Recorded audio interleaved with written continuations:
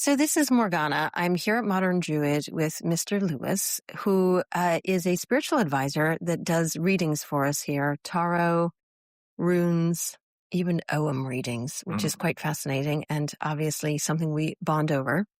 And we figured while Lewis was here today doing readings for us, we would grab him for a couple of minutes and just get a sense of what led him on the path that he's on today.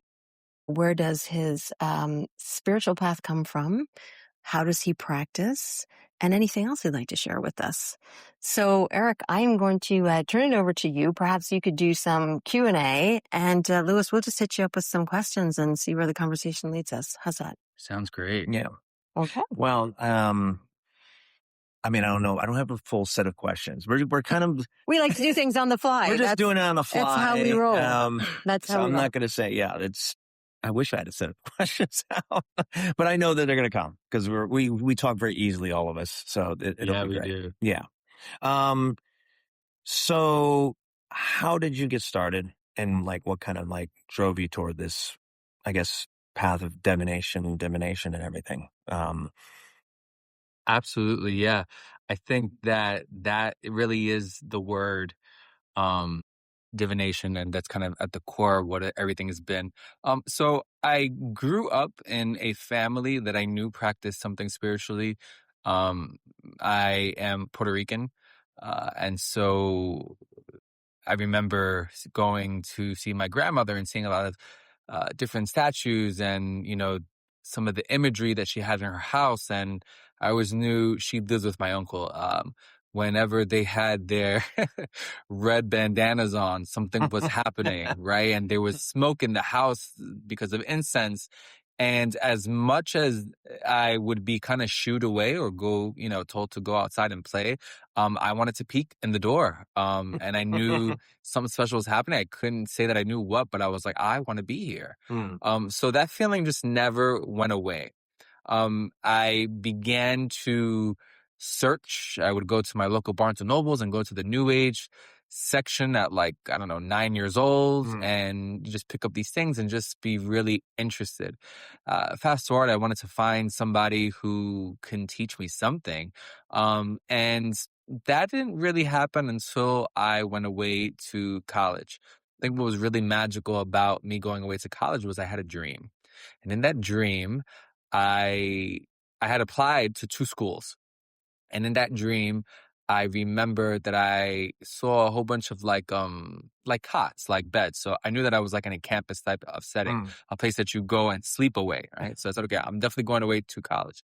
And I remember the hue of green in the dream. And I was like, that's really interesting. Come to find out that the college that I did not know that I would ultimately go into, their major colors were green. Well, was at that time and still is green.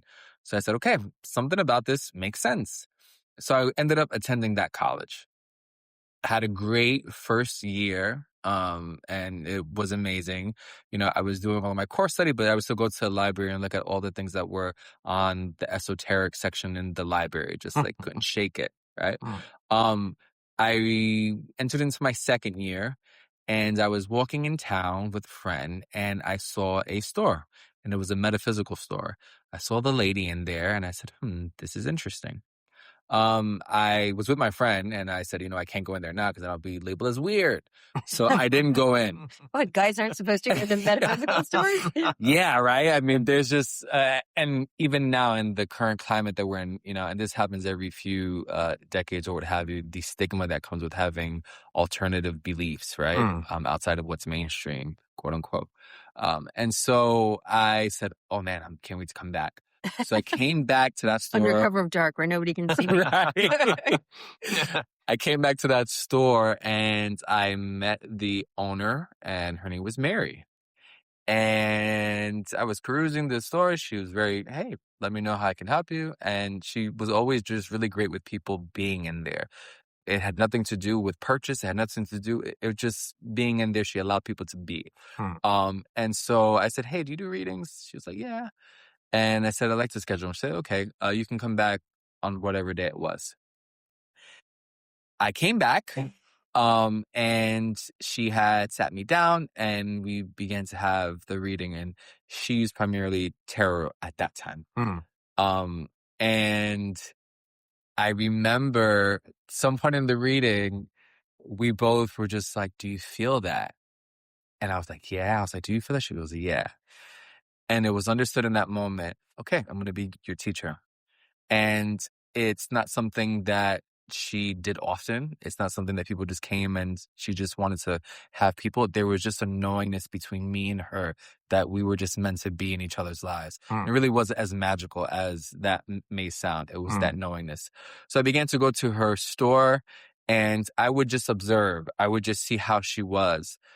She was at that time um, uh, the pagan chaplain for an institution. Mm. And um, I really wanted to just see how she acted, how she conducted herself. And to this day, she has been the prime example of how to walk any spiritual path with dignity and with humanity. Mm. I just love that there's a pagan chaplain. Sorry, I just need to Right. highlight Mm. that. I'm sure lots of people aren't familiar even with the term. It almost seems like an oxymoron, right? Right, Yeah. right. And it's funny because at that time, I think there was more space for that. Suffice to say, a lot of those potentials for pagan chaplains and just the practice and the face of it um, has changed a bit over the past few years. So there's always this kind of pendulum swing that happens between those who profess pagan faith and beliefs being able to come out the closet and then having to go back in and come out and go back in.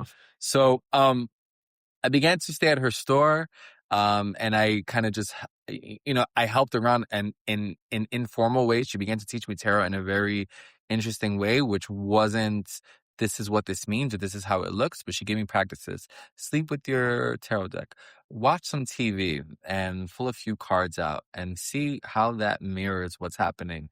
And I would see it and I'm like, oh my Mm. gosh, this is crazy. So I began to build my confidence.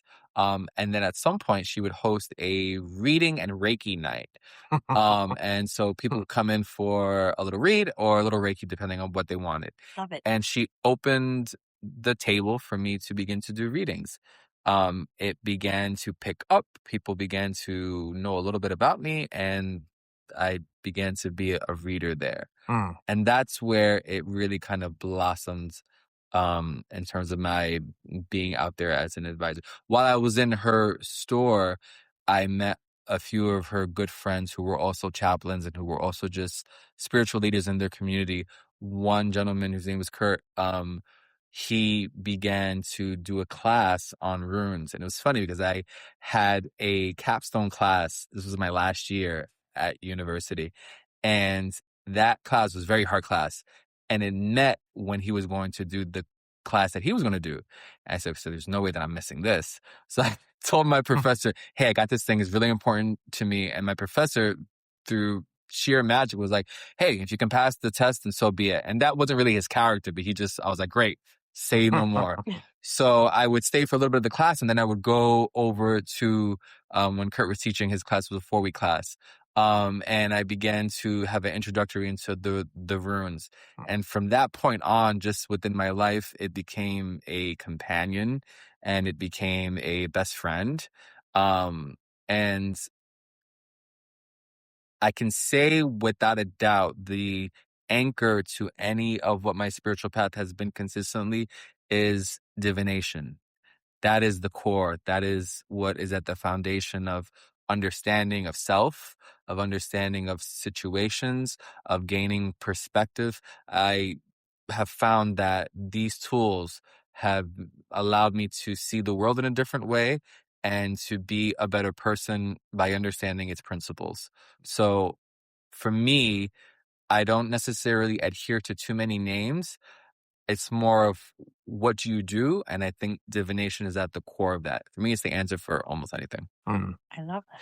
It was funny when you said reader. Was it reading and Reiki night? I Yeah. literally think of people reading and then getting Reiki.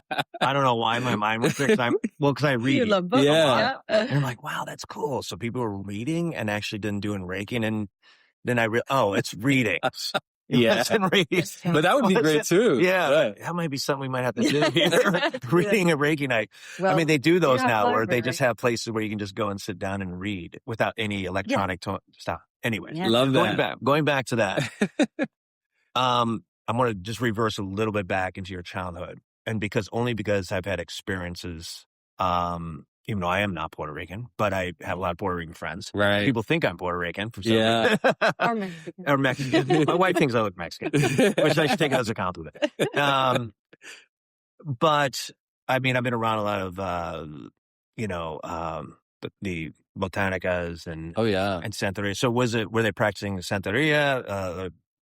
Like your family, were they deep into it, like Chango and Right. So, yes and no. Okay. And what I mean by that is, terminology, even now, it's so important to distinguish certain paths and what, it means. Right. So there, like most Latin American families, you are outwardly and inwardly very Catholic.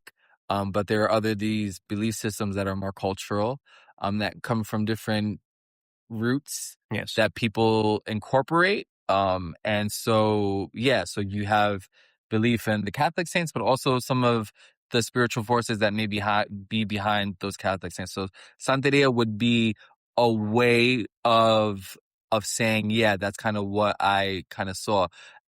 Specifically from the Puerto Rican context, spiritism, or in Spanish, espiritismo, would be the thing that my family really did. And what that is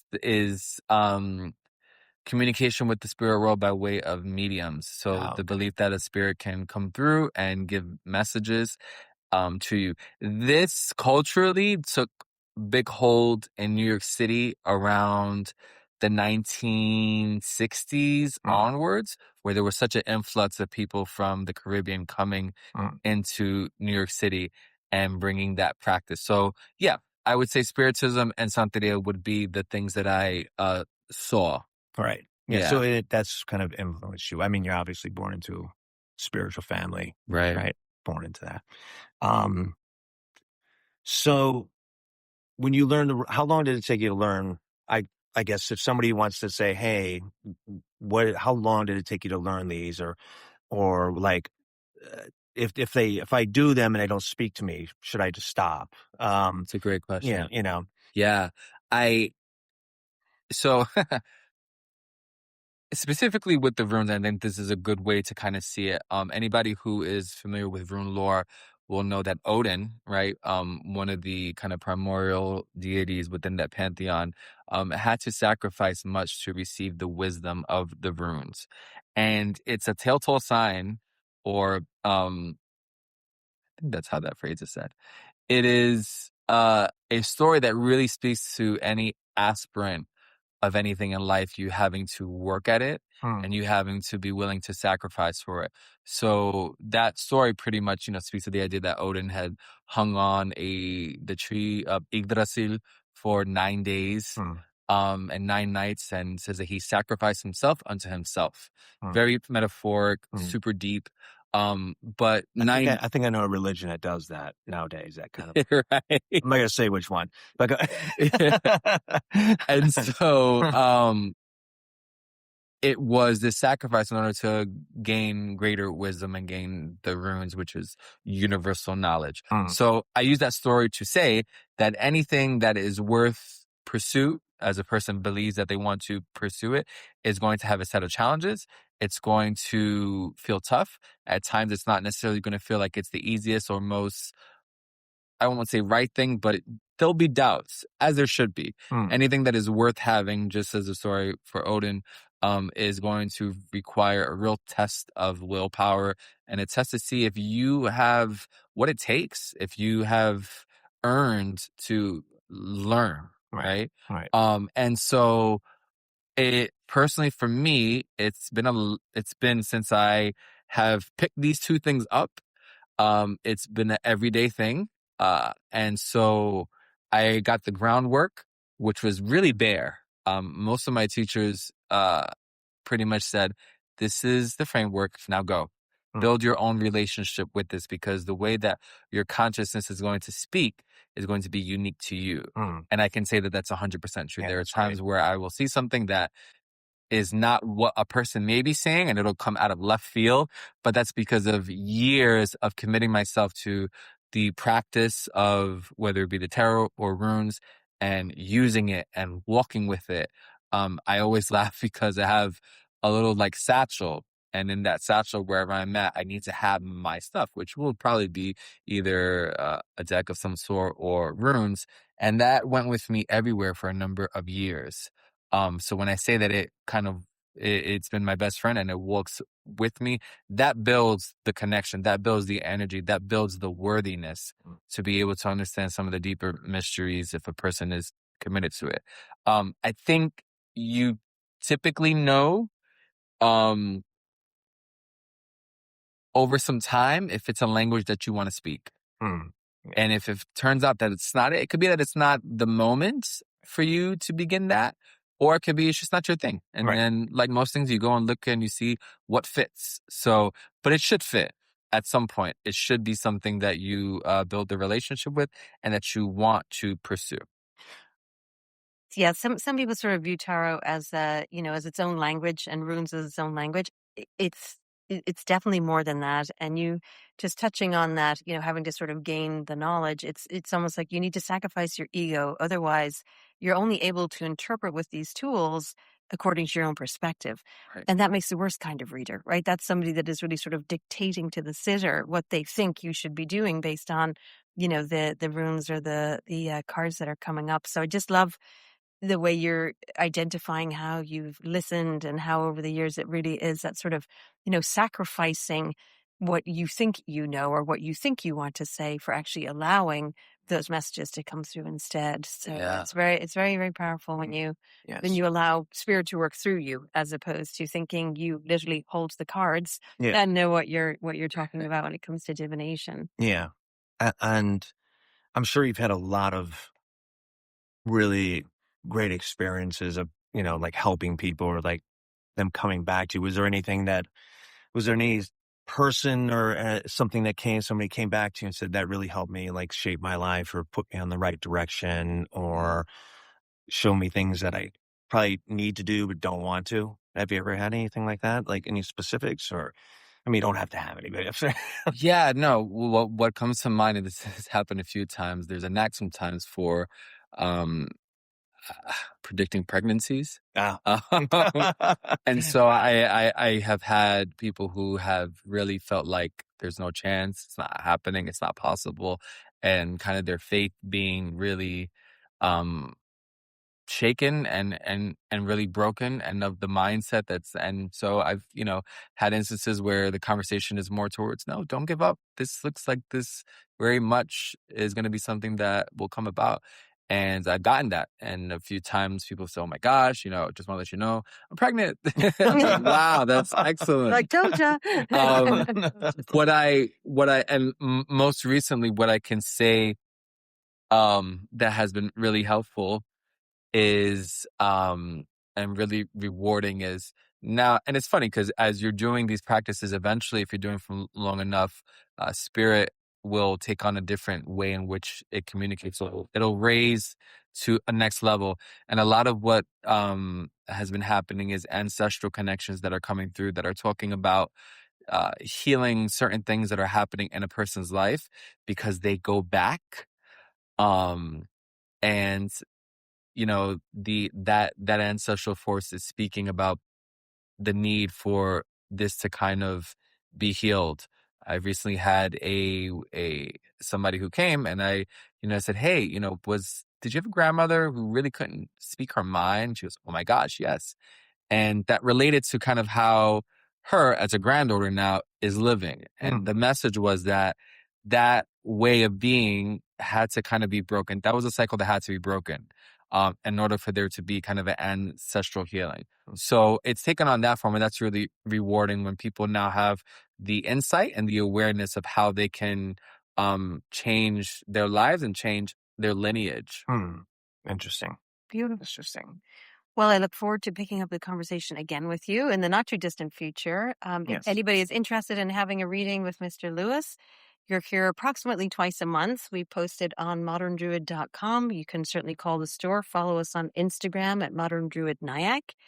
And I will say to the audience at large, Mr. Lewis, you are absolutely our go-to when it comes to divination and interpretation. We have many readers here that are beloved to us that all do different things, but thank you for your guidance, your wisdom, and as always, your grace. Thank you. Thank you. Yeah.